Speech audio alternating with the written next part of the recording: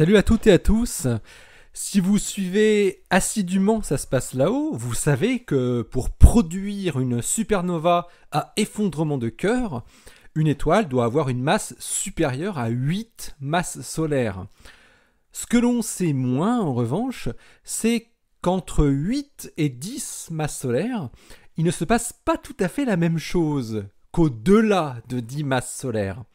Entre 8 et 10 masses solaires, il doit arriver ce que les spécialistes appellent une supernova par capture électronique. La première supernova de ce type, déterminée avec une quasi-certitude, vient d'être identifiée par une équipe internationale.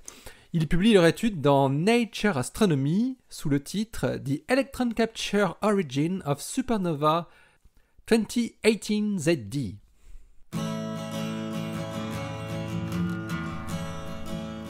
Astronomie, astrophysique, cosmologie, astroparticules. Ça se passe là-haut, par Eric Simon. Comme son nom l'indique, la supernova SN 2018 ZD est apparue en 2018, en mars, dans la galaxie NGC 2146, située à 31 millions d'années-lumière. Les supernovas à capture électronique ont quant à elles été théorisées depuis 40 ans. Mais des exemples concrets sont restés jusqu'ici insaisissables. On pense qu'elles proviennent d'explosions d'étoiles massives de la branche géante superasymptotique, ce qu'on appelle les étoiles SAGB, pour lesquelles il existe également peu de preuves. Ces étoiles arrêtent leur réaction de fusion lorsque leur noyau est composé d'oxygène, de néon et de magnésium. Elles ne sont pas assez massives pour créer du fer. Ce qui empêche la plupart des étoiles de s'effondrer, c'est soit les réactions de fusion qui sont en cours, soit, dans les noyaux où la fusion s'est arrêtée, le fait qu'il est impossible de comprimer davantage les atomes.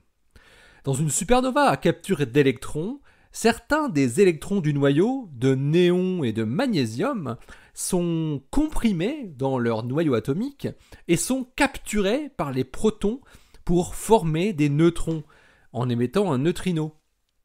Du magnésium 24 se transforme ainsi en sodium 24, qui se transforme à son tour en néon 24 par capture d'électrons. Et du néon 20 se transforme en fluor 20, puis en oxygène 20.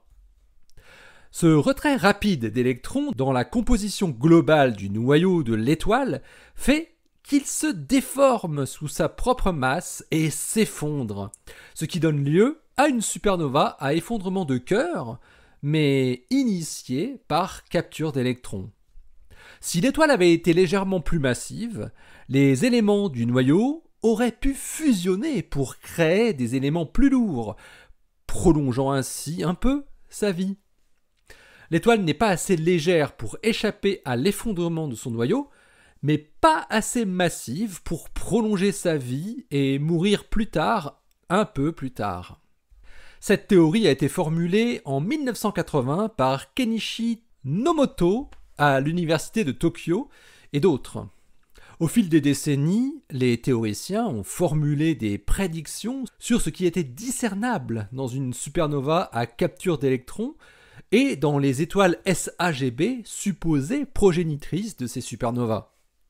Parmi ces critères de différenciation, outre leur masse caractéristique, les étoiles progénitrices doivent avoir perdu une grande partie de leur enveloppe avant d'exploser. Et cette matière doit avoir une composition chimique inhabituelle. Ensuite, la supernova à capture d'électrons devrait être relativement faible comparée à une supernova à effondrement classique. Et elle doit aussi montrer peu d'éléments radioactifs et enfin avoir des éléments riches en neutrons dans son éjecta. Daiichi Hiramatsu et ses collaborateurs ont analysé toutes les données disponibles sur SN 2018 ZD et ils trouvent que cette supernova coche toutes les cases pour être effectivement une supernova à capture électronique. Les astrophysiciens ont notamment pu retrouver l'étoile qui avait explosé. dans des images d'archives du télescope Hubble, ce qui les a grandement aidés. Les observations correspondaient à celles d'une autre étoile SAGB récemment identifiée dans la Voie lactée, mais ne correspondaient pas au modèle de supergéante rouge, les progéniteurs des supernovas normales à effondrement de cœur, donc à noyau de fer. L'étoile progénitrice était parfaite car elle collait aux 6 critères. Un type SAGB apparent, une forte perte de masse avant la supernova, une composition chimique stellaire inhabituelle, une faible explosion, une faible radioactivité et un résidu riche en neutrons. Les chercheurs déduisent un progéniteur situé dans la branche des géantes superasymptotiques, donc SAGB, sur la base de la faible luminosité dans les images de pré-explosion et du matériau circonstellaire chimiquement enrichi révélé par spectroscopie UV. La morphologie de la courbe de lumière de la supernova et les raies d'émission ne peuvent quant à elles être expliquées que par la faible énergie de l'explosion et une nucléosynthèse riche en neutrons produite dans l'explosion à capture d'électrons. C'est la première fois qu'une supernova peut être associée, avec une très grande probabilité, à la classe des supernovas à capture électronique.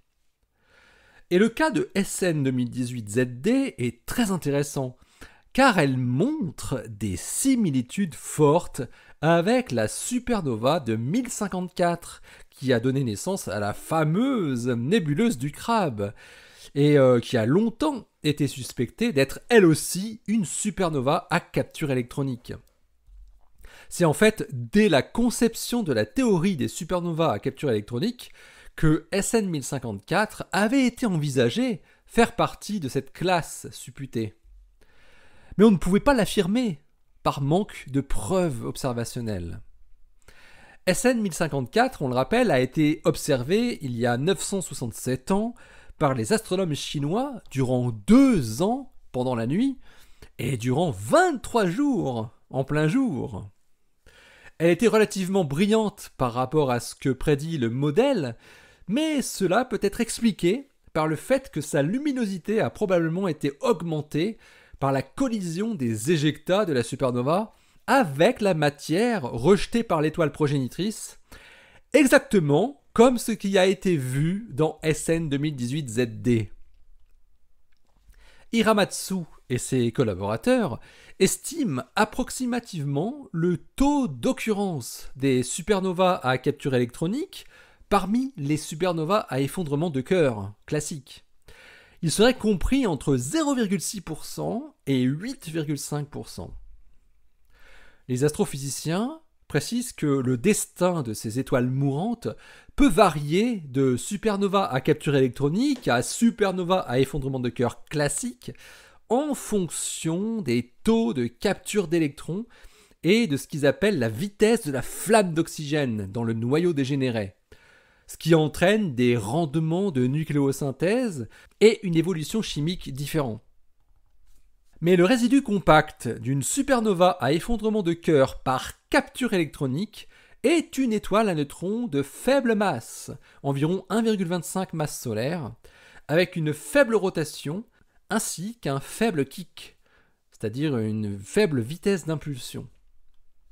SN 2018ZD pourra donc désormais être utilisé comme modèle de supernova par capture électronique dans les futures études statistiques utilisant des échantillons homogènes provenant de grands relevés.